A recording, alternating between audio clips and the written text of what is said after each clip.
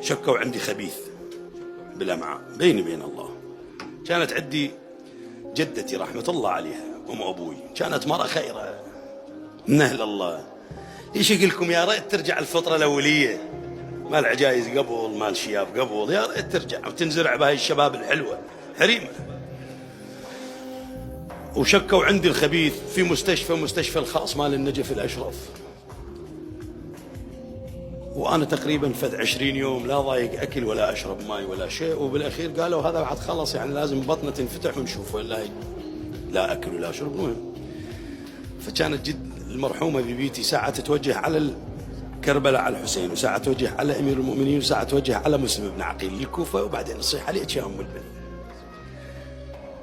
ذيك الليلة هي في عالم الرؤيا جت أم البنين قالت لها قومي.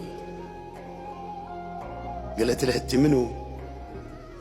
قالت لها اني ام اللي تقطعت تشوفه بكربلاء.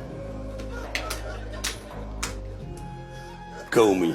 قالت لها هذا ابن ابني اريده منك. قالت لها قومي، هذا هسه راح ياكل 20 يوم ما ضايق الطعام بيني وبين الله.